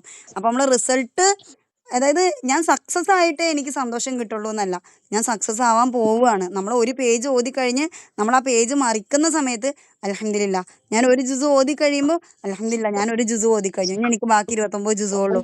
ആ ഒരു ഫീൽ, എൻ്റെ ലക്ഷ്യത്തിലോട്ട് എത്താൻ ഇത്ര ഞാൻ കുറച്ചു, ഇത്ര കാര്യം ഞാൻ ചെയ്തു, ആ ഒരു ഫീൽ, ആ ഒരു അറിവ് നമ്മുടെ ഉള്ളിൽ ഉണ്ടായിരിക്കണം. അപ്പം എന്താണോ നിങ്ങളുടെ ലക്ഷ്യം അത്, ഇനിയിപ്പോൾ നിങ്ങൾ ഏത് മേഖലയിലാണോ നിൽക്കുന്നത് ആ മേഖലയിൽ നിങ്ങൾ കൂടുതൽ പഠിക്കുക. നമ്മൾ ആവണം. എപ്പോഴും നമുക്ക് അറിവുണ്ടാവണം. നമുക്ക് അറിവില്ല എന്നുണ്ടെങ്കിൽ നമ്മൾ ഉറപ്പായിട്ടും ഔട്ട്ഡേറ്റഡ് ആണ്. നമ്മുടെ മക്കൾ നമ്മൾ പണ്ട് അറിയില്ലേ, പണ്ട് എല്ലാവരും കമ്പ്യൂട്ടറൊക്കെ വന്ന സമയത്ത് കുറേ ആൾക്കാർ അതിനെ എതിർത്തിട്ടൊക്കെ ഉണ്ടായിരുന്നു അല്ലേ. പക്ഷെ അവർക്ക് ഇപ്പോൾ കമ്പ്യൂട്ടർ യൂസ് ചെയ്യല്ലാണ്ട് വേറെ നിവൃത്തിയില്ല. അവരിപ്പോൾ എന്താക്കി? കമ്പ്യൂട്ടർ പഠിക്കാൻ തുടങ്ങി. വേറൊരു വഴിയുമില്ല. നമ്മൾ നിൽക്കണം എന്നുണ്ടെങ്കിൽ ഓക്കെ, അവരവിടെയാണ്. നമ്മൾ ഇറ്റ്സ് ഓക്കെ നമ്മൾ ഒരു ഇതിൽ വർക്ക് ചെയ്യണമെന്നുണ്ടെങ്കിൽ എന്ത് ചെയ്യണം, ഇപ്പം ഞങ്ങളുടെയൊക്കെ കമ്പനിയിലാണെന്നുണ്ടെങ്കിൽ അക്കൗണ്ടൻ്റ് ആയിട്ടും ബാക്കിയുള്ളതായിട്ടൊക്കെ കയ്യിൽ എഴുതി കൂട്ടേക്കുന്ന ആൾക്കാരൊക്കെ ഉണ്ട്. പക്ഷേ അവരും ആ പ്രായമുള്ള ആൾക്കാർ വരെ നമുക്ക് ഉറപ്പാണ്, പ്രായമുള്ള ആൾക്കാർ ഏജ്ഡ് ആയിട്ടുള്ള ചേട്ടന്മാരൊന്നും അവരുടെ സ്കൂളിൽ കമ്പ്യൂട്ടർ പഠിച്ച ആൾക്കാരല്ല. ഇവരുടെ ജോലിക്ക് വേണ്ടി അവർ വീണ്ടും പോയിരുന്ന് പഠിച്ച് അവരുടെ അറിവിനെ അപ്ഡേറ്റ് ചെയ്തിട്ടുള്ള ആൾക്കാരാണ്. അത് കമ്പ്യൂട്ടർ പുതിയതാണ്, ഞാൻ പഠിക്കൂല എന്ന് പറഞ്ഞിട്ട് അവരവിടെ നിന്നാലോ? ഇനിയിപ്പോൾ എൻ്റെയൊക്കെ ഒരു കാര്യം എടുക്കാം, നമ്മുടെ ഒരു ഏജിലുള്ള ആൾക്കാരുടെയൊക്കെ ഒരു കാര്യം എടുക്കാം. ഇനി നെക്സ്റ്റ് വരുന്ന ജനറേഷൻ AI ആണ്. നമ്മൾ പറയാണ് എനിക്ക് കമ്പ്യൂട്ടർ മാത്രമേ അറിയുള്ളൂ, അതുകൊണ്ട് ഞാൻ AI കുറിച്ചിട്ടൊന്നും പഠിക്കൂല കേട്ടോ, AI ഒക്കെ പുതിയ വരുന്ന പിള്ളേർക്ക് മാത്രം അറിയുന്ന സാധനമാണ്. അങ്ങനെ പറഞ്ഞിട്ട് ഇരുന്നാൽ നമ്മുടെ മക്കളുടെ അടുത്ത് ഇപ്പം നമ്മുടെ വാപ്പാരും ഉമ്മാരൊക്കെ മക്കളെ മൊബൈലിൽ ഇതെന്താ എങ്ങനെയെന്നൊക്കെ നമ്മൾ പോയി ചോദിക്കുന്നത് പോലെ നമ്മുടെ മക്കളുടെ അടുത്ത് പോയി ചോദിക്കേണ്ടി വരും. കാരണം ഇവരിത് AI പഠിച്ചു വരുന്ന മക്കളാ. നമ്മൾ എന്ത് ചെയ്യണം, നമ്മൾ സ്വന്തമായിട്ട് അപ്ഡേറ്റഡ് ആവണം. അല്ലെങ്കിൽ നമ്മുടെ മക്കൾ നമ്മുടെ കണ്ണിൻ്റെ മുമ്പിൽ നമ്മളെ കബളിപ്പിക്കും. നമുക്ക് തിരിച്ചു നോക്കാറിയില്ല, നമുക്ക് ഇവരെ ജഡ്ജ് ചെയ്യാൻ അറിയില്ല, ഇവരെ ഗൈഡ് ചെയ്യാൻ അറിയില്ല. അപ്പോൾ നമ്മുടെ അടുത്ത് നമ്മുടെ മക്കൾ എന്ത് പറയും? ഉമ്മാക്കൊന്നും അറിയില്ല അമ്മ, ഒറ്റ വാക്കേ ഉണ്ടാവുള്ളൂ. നമുക്ക് നമ്മുടെ ലൈഫിൽ ഒന്നും അച്ചീവ് ചെയ്യാൻ പറ്റില്ല. കാരണം നമ്മൾ ഇന്ന് പഠിച്ചെടുത്ത കഷ്ടപ്പെട്ട് ഉണ്ടാക്കിയെടുത്ത കുറേ സ്കില്ല് അവിടെ ഒരു കാര്യമില്ലാണ്ട് വേസ്റ്റ് ആയിട്ട് പോയി. എല്ലാ പഠനവും കുറച്ച് കാലം കഴിയുമ്പോൾ അപ്ഡേറ്റഡ് ആവും. ഇന്നിപ്പോൾ ഞാൻ പഠിക്കുന്ന സൈക്കോളജി ഒരു 5 കൊല്ലം അല്ലെങ്കിൽ ഒരു 10 കൊല്ലം കഴിയുന്ന സമയത്ത് അപ്ഡേറ്റഡ് ആവും. ഞാൻ പഠിച്ച സാധനം ഒന്നും ആയിരിക്കില്ല, പുതിയ തിയറികൾ വേറെ വരും. അപ്പോൾ നമ്മൾ പുതിയ ടെക്നിക്സ് വേറെ വരും. ഇപ്പോൾ CBT എന്നൊക്കെ പറയുന്ന പോലെ പുതിയ ടെക്നിക്സ് വേറെ വരും. ഞാൻ പറയുകയാണെങ്കിൽ ഞാൻ 10 കൊല്ലം മുമ്പ് സൈക്കോളജി പഠിച്ചാണ്, ഞാൻ അതുകൊണ്ട് തന്നെ ഇരിക്കാന്ന് പറഞ്ഞു കഴിഞ്ഞാൽ ചിലപ്പോൾ എൻ്റെ അടുത്ത് വരുന്ന പേഷ്യൻസ് പറയും ഇതല്ലല്ലോ അന്ന് ഞാൻ കാണിച്ച ഡോക്ടർ പറഞ്ഞതെന്ന് പറയും അല്ലേ. എൻ്റെ അടുത്ത് വരുന്ന ക്ലയൻസ് എന്താ പറയുക, ആയിഷ ഞാൻ ആ ഡോക്ടറെ കാണിച്ചു, പക്ഷേ ഇതല്ല എൻ്റെ അടുത്ത് ആ ഡോക്ടർ പറഞ്ഞത് എന്ന് പറയും. ആ ഒരു ഡോക്ടർ പറഞ്ഞ സാധനം എന്താന്ന് പോലും എനിക്കറിയില്ല. കാരണം എന്താണ്, ഞാൻ ഇന്ന് പഠിച്ച സൈക്കോളജിയും കൊണ്ടാണ് 10 കൊല്ലം കഴിഞ്ഞിട്ട് ഇരിക്കണമെന്നുണ്ടെങ്കിൽ തിയറീസ് മാറിയിട്ടുണ്ടാവും, പുതിയ പുതിയ കാര്യങ്ങൾ വന്നിട്ടുണ്ടാവും. സോ നമ്മൾ എന്ത് ചെയ്യണം, പഠിച്ചുകൊണ്ടേയിരിക്കുക. പഠിച്ച് നമ്മുടെ ലൈഫിൻ്റെ അവസാനം വരെ ദുനിയാവിലോട്ട് വേണ്ട കാര്യങ്ങൾ നമ്മൾ പഠിക്കണം, ആഖിറത്തിലോട്ട് വേണ്ട കാര്യങ്ങളും പഠിക്കണം. നമ്മൾ എവിടെയാണോ നിൽക്കുന്നത് അവിടെ നമ്മൾ അപ്ഡേറ്റഡ് ആയിക്കൊണ്ടേ ഇരിക്കണം. ഓക്കെ, പ്രത്യേകിച്ച് നമ്മൾ സ്ത്രീകൾ കേട്ടോ. നമ്മൾ പുരുഷന്മാർക്ക് പറഞ്ഞാൽ എന്തൊരു കാര്യം പഠിക്കാൻ ഒരുപാട് ഓപ്പർച്യൂണിറ്റീസ് ഉണ്ട്. അവർക്ക് വെറുതെ ചുമ്മാ പുറത്തിറങ്ങി പോയാൽ മതി. 5ാം ക്ലാസ് വരെ പഠിച്ചവരും 4ാം ക്ലാസ് വരെ പഠിച്ചവരും 2ാം ക്ലാസ് വരെ പഠിച്ചവരും ഒക്കെ ഇപ്പോൾ സിമ്പിളായിട്ട് ഞാൻ പറഞ്ഞുതരാം. എൻ്റെ ഹസ്ബൻഡ് ഒരു 8ാം ക്ലാസ് വരെ പഠിച്ചിട്ടുള്ളൂ. പക്ഷേ കാര്യങ്ങളെ അവൻ ഹാൻഡിൽ ചെയ്യുന്ന രീതി എന്ന് പറഞ്ഞാൽ ചിലപ്പോൾ ഞാൻ മിണ്ടാതെ നിൽക്കും, കാരണം അവൻ ഹാൻഡിൽ ചെയ്തോളും, എനിക്കവിടെ ഒന്നും ചെയ്യാനില്ല. ആൾക്ക് അത്രയും പ്രാക്ടിക്കൽ നോളേജ് ഉണ്ട്. നമ്മുടെ ഭർത്താക്കന്മാർക്ക് ഉറപ്പായിട്ട് നമ്മളെക്കാൾ കൂടുതൽ പ്രാക്ടിക്കൽ നോളേജ് ഉണ്ടാകും. കാരണം ഏറ്റവും കൂടുതൽ ആളുകളായിട്ട് എക്സ്പോസ്ഡ് ആവുന്നത് അവരായിരിക്കും. ഈ 8ാം ക്ലാസ്സിൽ പഠിക്കുന്ന അവൻ എന്നേക്കാളും കൂടുതൽ ലാംഗ്വേജസ് അറിയാം. ഏത് ബംഗാളികളോട് വേണമെങ്കിലും ഓൻ പോയി സംസാരിക്കും, അവന് കുഴപ്പമില്ല. പക്ഷേ നമ്മുടെ കാര്യം അങ്ങനെയല്ല, നമുക്ക് പ്രശ്നമാണ്. അവന് ഏത് ഓഫീസേഴ്സിൻ്റെ ഇത് വേണമെങ്കിലും പോയി സംസാരിക്കും. നമുക്ക് ഇംഗ്ലീഷും അറിയാം, ബാക്കിയുള്ളതും അറിയാം. പക്ഷെ നമ്മൾ അവിടെ പോയാലും നമുക്ക് കുറേ കാര്യങ്ങൾ കൺഫ്യൂഷൻസ് ഉണ്ടാവും. അല്ലെങ്കിൽ അവൻ പോയി സംസാരിക്കട്ടെ, എന്നേക്കാളും സംസാരിക്കാൻ ബെറ്റർ അവനാണെന്ന് നമ്മൾ ചിന്തിക്കും. കാരണം ആണുങ്ങൾക്ക് എന്താ വെച്ചാൽ അത്രയേറെ ഇവർ ആളുകളായിട്ട് കമ്മിറ്റഡ് ആണ്, ആളുകളായിട്ട് സംസാരിക്കുന്നുണ്ട്, ഇവർക്ക് അറിവുകളുണ്ട്, എല്ലാം ഉണ്ട്. നമുക്ക് നമ്മളായിട്ട് പഠിച്ചെങ്കിലേ ഉള്ളൂ. അവർക്ക് തനിയെ കിട്ടുന്നുണ്ട്, നമുക്ക് നമ്മളായിട്ട് പഠിച്ചെങ്കിലേ ഉള്ളൂ. അപ്പോൾ നമ്മൾ തന്നെ പഠിക്കാനും നമ്മൾ തന്നെ സ്വന്തമായിട്ട് ഒരു ബെറ്റർ മീ ഇന്നലത്തേലും വെച്ചിട്ട് ഇന്നത്തെ ഇപ്പോൾ ഫാത്തിമയുടെ കാര്യം ആയിക്കോട്ടെ, റമിഷയുടെ കാര്യം ആയിക്കോട്ടെ, അല്ലെങ്കിൽ ഫബിയുടെ അല്ലെങ്കിൽ ഫൻസിയുടെ ആരെങ്കിലും കാര്യങ്ങളായിക്കോട്ടെ, മുന്നേ ഉള്ള ആൾക്കാരുടെ കാര്യമാണെങ്കിൽ ഇന്നലത്തേനേക്കാളും ഒരു ബെറ്റർ ആയിട്ടുള്ള ആളാണ് ഞാൻ ഇന്ന് എന്ന് പറയാനുള്ള ഒരു കോൺഫിഡൻസ് ഉണ്ടാവും ചിലപ്പോൾ.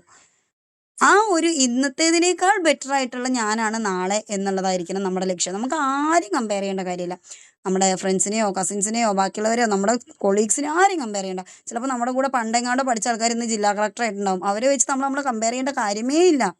ഇന്നലത്തെ ഞാൻ എന്താണോ അതിനേക്കാൾ ബെറ്ററാണ് ഞാൻ ഇന്ന്. അത് ഏത് മേഖലയിലാണെങ്കിലും ഞാൻ ബെറ്റർ ആണെന്നുള്ളൊരു കോൺഫിഡൻസ് നമുക്കുണ്ടെങ്കിൽ അത് മതി. നിങ്ങൾ സക്സസ്ഫുൾ ആണ്.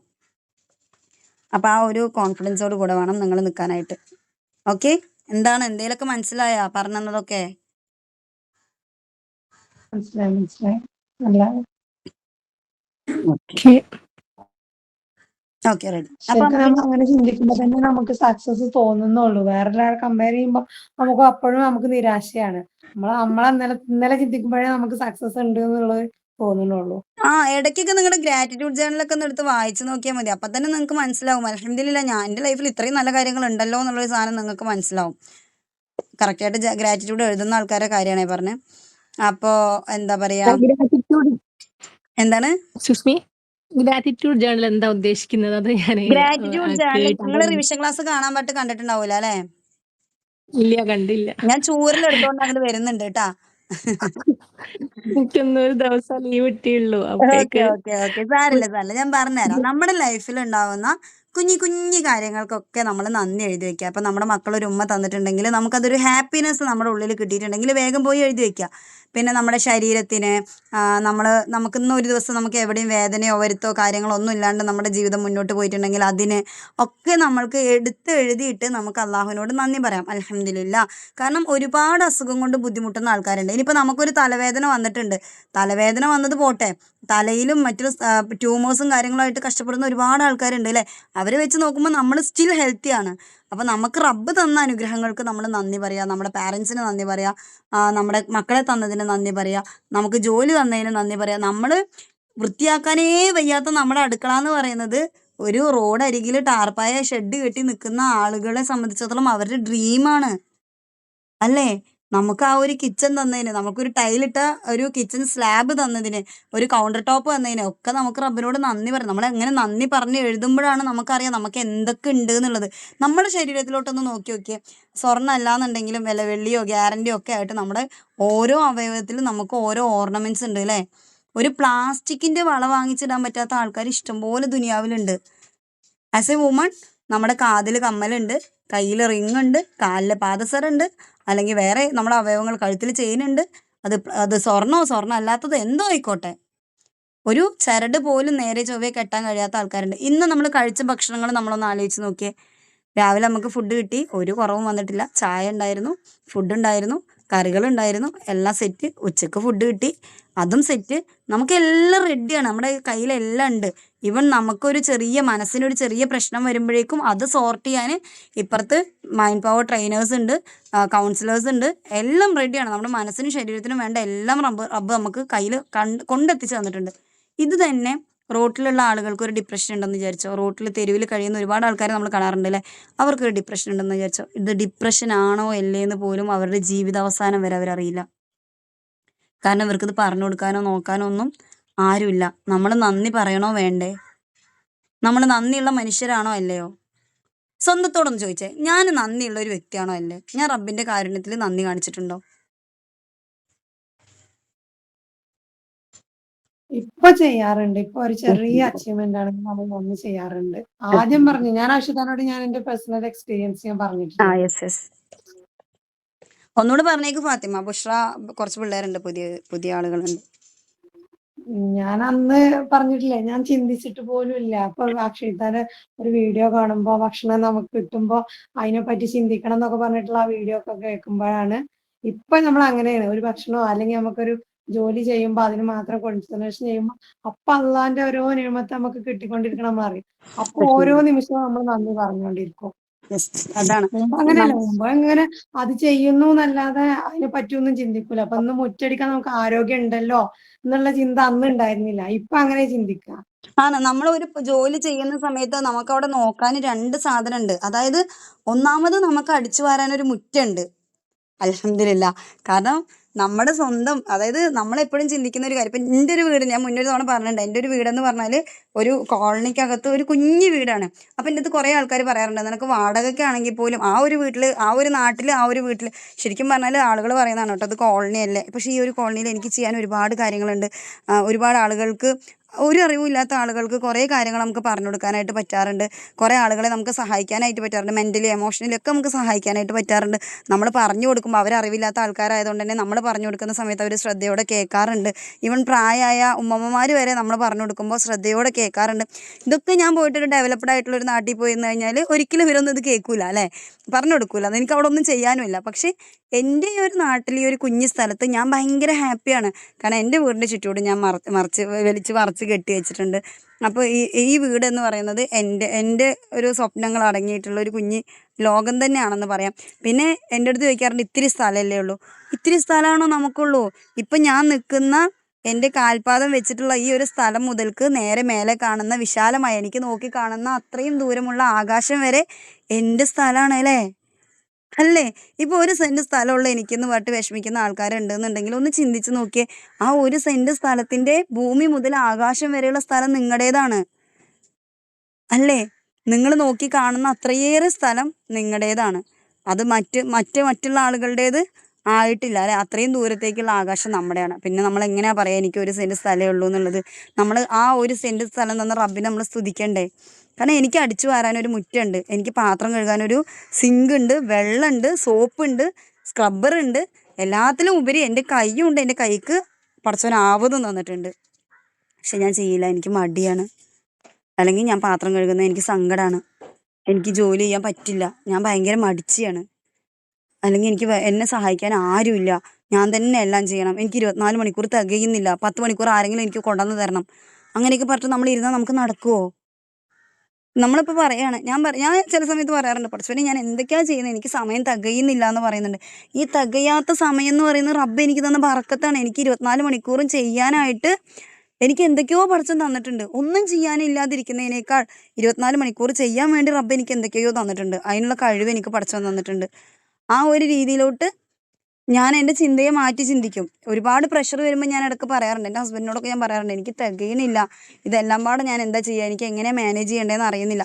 പക്ഷെ അന്നത്തെ ദിവസം ഗ്രാറ്റിറ്റ്യൂഡ് എഴുതുമ്പോൾ ഞാൻ മനസ്സിൽ വിചാരിക്കും, പടച്ചോനെ എത്രയോ ആളുകളുടെ സ്വപ്നമാണ്. എൻ്റെ അടുത്ത് പറയാറുണ്ടറിയോ, നമ്മുടെ ഗ്രൂപ്പിലത്തെ ആൾക്കാർ പോട്ടെ, എൻ്റെ അടുത്ത് എൻ്റെ വീഡിയോസൊക്കെ കണ്ടിട്ട് താഴെ വന്നിട്ട് ഒരുപാട് പേര് പറയുന്നുണ്ട്, ഐഷത്താൻ്റെ പോലെ ആവാൻ എനിക്ക് ഒരുപാട് ആഗ്രഹമുണ്ട്, ഐഷത്ത് ചിന്തിക്കുന്ന പോലെ ചിന്തിക്കാൻ ഒരുപാട് ആഗ്രഹമുണ്ട്. അങ്ങനെ അതായത് ഞാൻ എന്നുള്ള വ്യക്തി പല ആളുകളുടെയും ഡ്രീമാണ്. എൻ്റെ പോലെ ആവണം, അല്ലെങ്കിൽ ഞാൻ ചിന്തിക്കുന്ന പോലെ ചിന്തിക്കണം, എൻ്റെ പോലെ ആവണം. അപ്പം എൻ്റെ ഫാമിലിയിൽ തന്നെ ചോദിക്കുകയാണെങ്കിൽ കുറേ കുട്ടികൾ, നമ്മുടെ വരുന്ന ജനറേഷനിലുള്ള കുറേ കുട്ടികൾ പറയാറുണ്ട്, എനിക്ക് ഐഷമ്മേനെ പോലെ ആവണം, അല്ലെങ്കിൽ നിങ്ങളുടെ പോലെ ആവണം, അങ്ങനെ എൻ്റെ അടുത്ത് പറയാറുണ്ട്. അപ്പം ഞാനെന്ന് പറയുന്നത് കുറേ ആൾക്കാരുടെ ഡ്രീമാണ്. ആ ഒരു ഡ്രീമിനെയാണ് ഞാൻ സ്വന്തത്തിൽ തന്നെ നശിപ്പിച്ചുകൊണ്ടിരിക്കുന്നത്. ഞാൻ എന്നോട് തന്നെ പറയണം, അയ്യോ ഞാൻ എന്തൊക്കെയാണ് ചെയ്യുന്നത്, എനിക്ക് പറ്റുന്നില്ല, എനിക്ക് ചെയ്യാൻ പറ്റുന്നില്ല. ഇങ്ങനെ ഞാൻ തന്നെ എന്നോട് 2 തവണ പറഞ്ഞു കഴിഞ്ഞാൽ എനിക്ക് തന്നെ എന്നോട് ദേഷ്യം തോന്നും. കാരണം ആ ദേഷ്യം നമുക്ക് വരണം. നമ്മളൊരു നെഗറ്റീവ് കാണുന്നുണ്ടെന്നുണ്ടെങ്കിൽ നമുക്ക് ആ ദേഷ്യം നമ്മളോട് തോന്നണം. കാരണം നമ്മൾ ഒരിക്കലും നെഗറ്റീവ് പറയാൻ, നിരാശപ്പെടാൻ ഉള്ള ആൾക്കാരെയല്ല നമ്മൾ. നമുക്ക് നിരാശപ്പെടാൻ പാടില്ല. എന്തിനാണ് നമ്മൾ നിരാശപ്പെടേണ്ടത്? ഇപ്പം ഞാൻ വേറൊരാളിലോട്ട് ഞാൻ നോക്കുന്ന സമയത്ത് എനിക്ക് അയാളിൽ അട്രാക്റ്റഡ് ആവുന്ന കുറേ കാര്യങ്ങളുണ്ടാവും. ചിലപ്പോൾ അയാളുടെ സമ്പത്തുണ്ടാവും, ചിലപ്പോൾ അയാളുടെ ദാനശീലമായിരിക്കാം, ചിലപ്പോൾ അയാൾ ഫുഡ് കഴിക്കുന്ന ഹാബിറ്റ് ആയിരിക്കാം, ചിലപ്പോൾ അയാളുടെ ശരീരത്തെ നോക്കുന്നതായിരിക്കാം.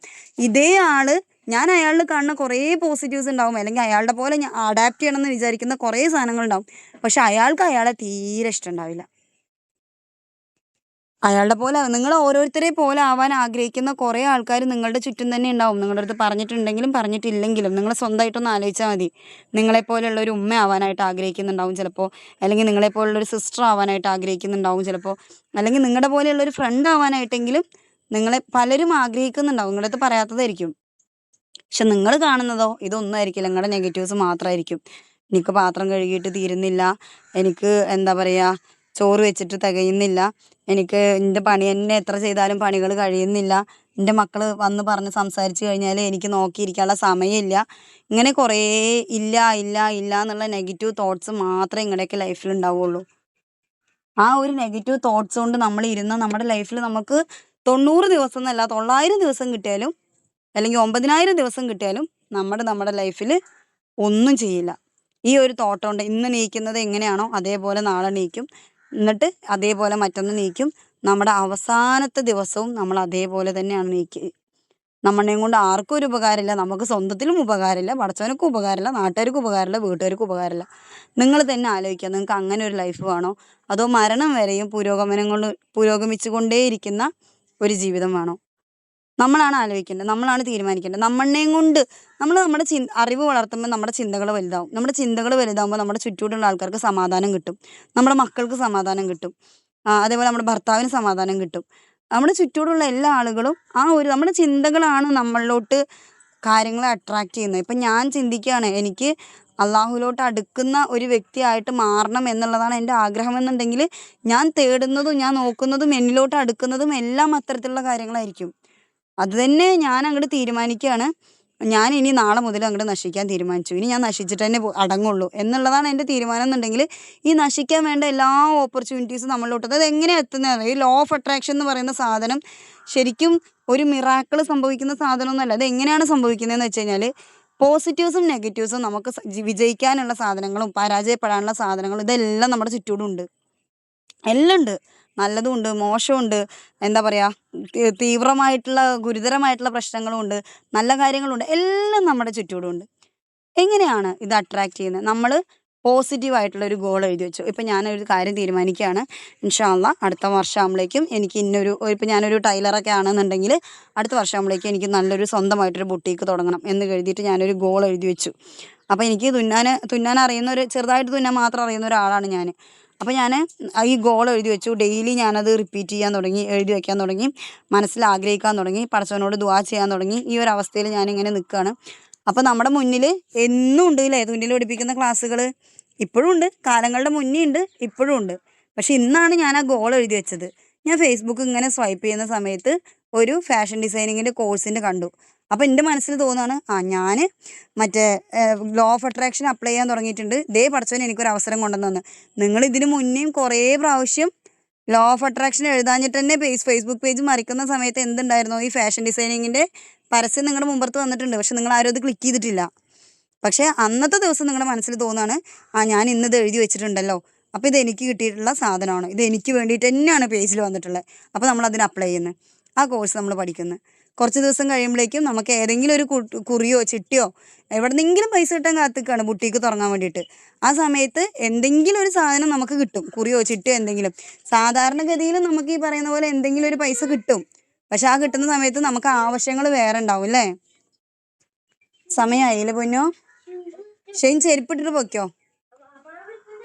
വാപ്പാനെ വിളിച്ച് കൊണ്ടുവരാൻ പറയുന്നാല്. ആ സമയത്ത് വാപ്പ അങ്ങോട്ടേക്ക് കൊണ്ടുവരും ചെരുപ്പ്.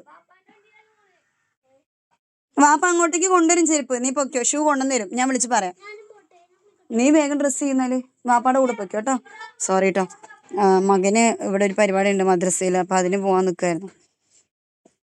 അപ്പോൾ നമ്മൾ പറഞ്ഞു വരുന്നത്, ആ ഒരു സാധനം, അതായത് നമ്മൾ കാണുന്ന, നമ്മൾ അറിയുന്ന ഈ ഒരു അവസരങ്ങളെ നമ്മൾ ഗ്രാബ് ചെയ്യാൻ തുടങ്ങും. പിന്നെ ആ ഒരു സമയത്താണ് നമുക്ക് മുന്നെയാണ് നമുക്ക് പൈസ കിട്ടണമെന്നുണ്ടെങ്കിൽ നമ്മൾ എന്ത് ചെയ്യും, വേറെ കുറേ ആവശ്യങ്ങൾ കണ്ടുവച്ചിട്ടുണ്ടാവും അല്ലേ?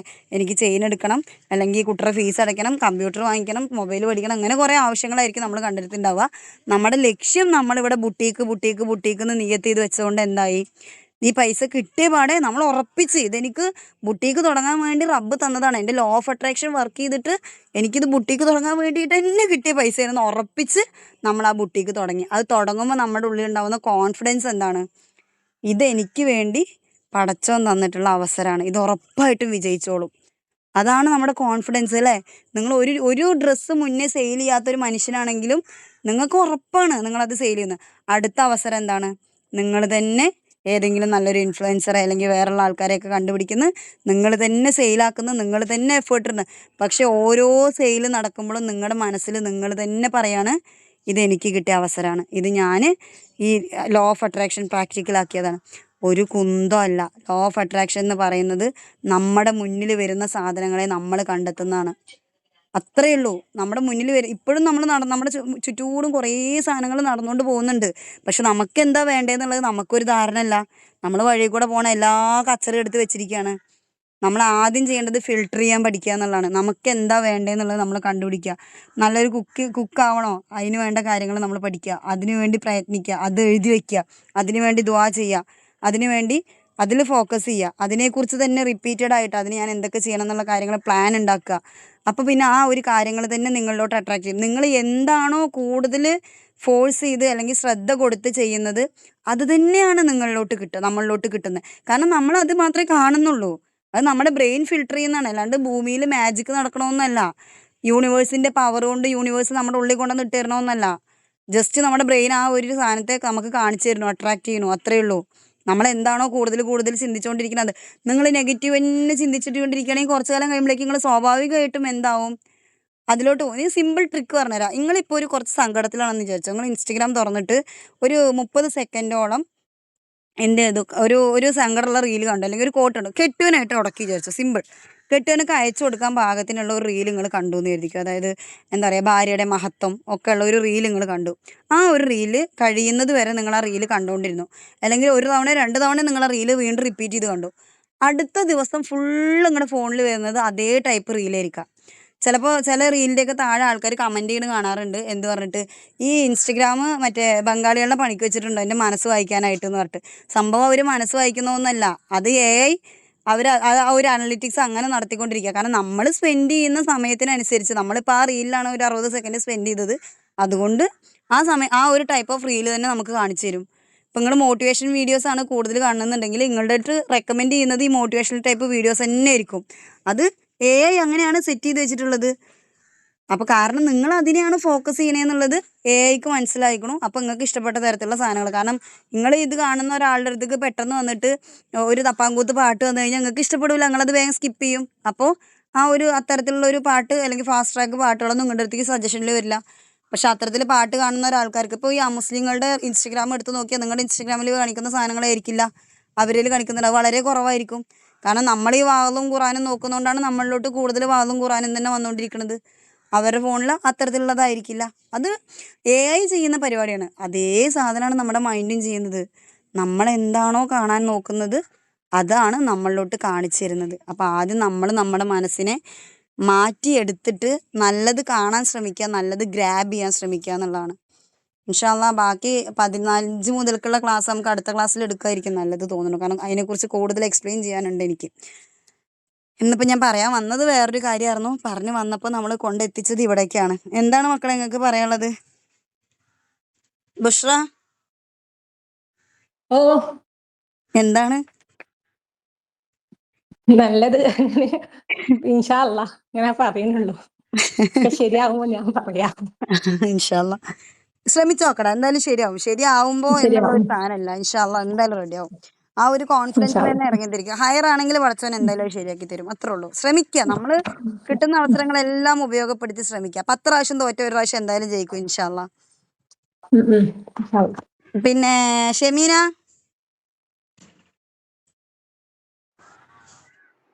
അസ്സലാമലൈക്കും.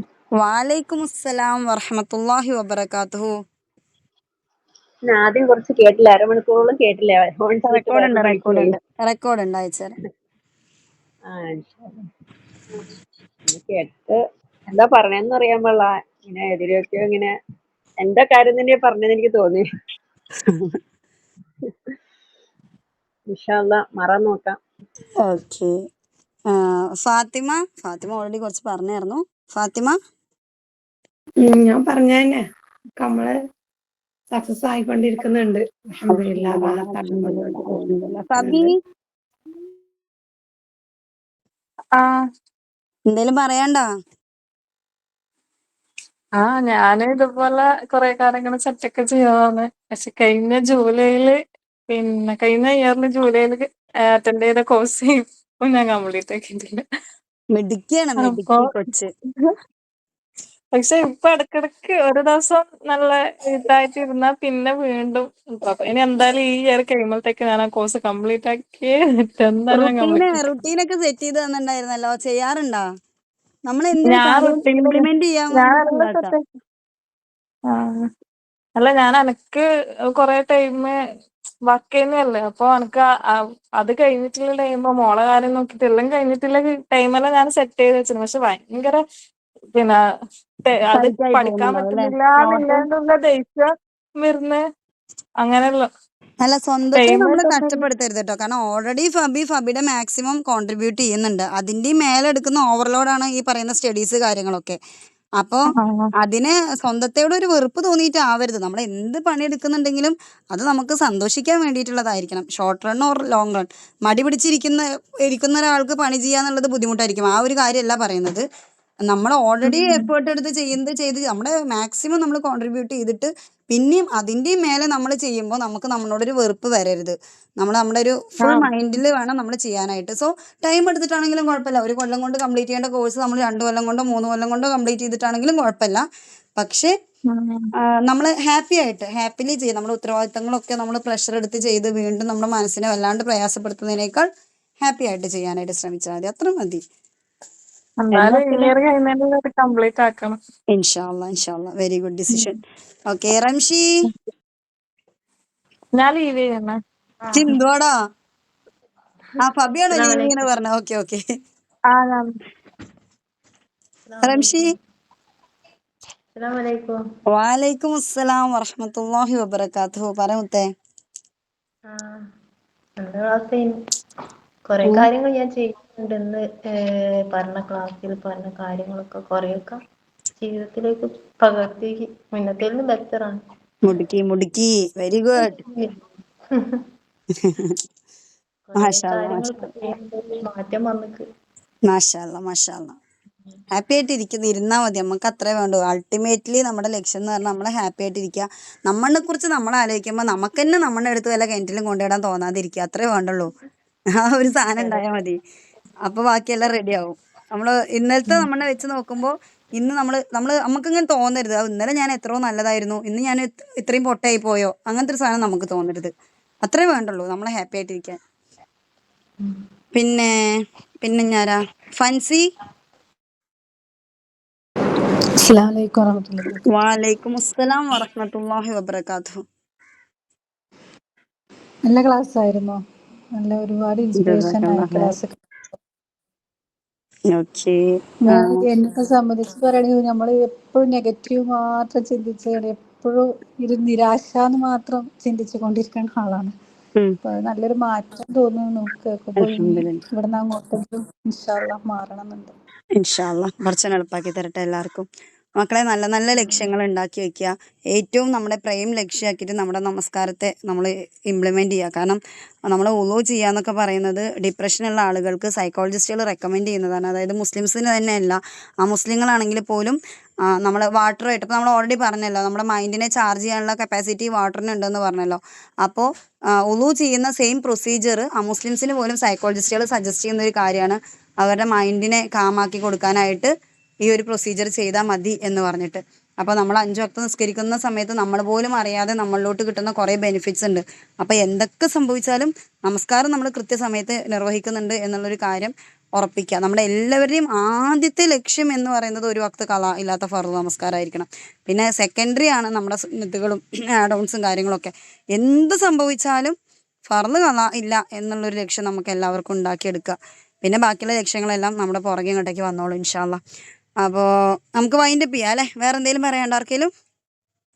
ബാങ്ക് വിളിക്കുന്നുണ്ട്, ഞാൻ സ്റ്റോപ്പ് ചെയ്യുന്നുണ്ടേ.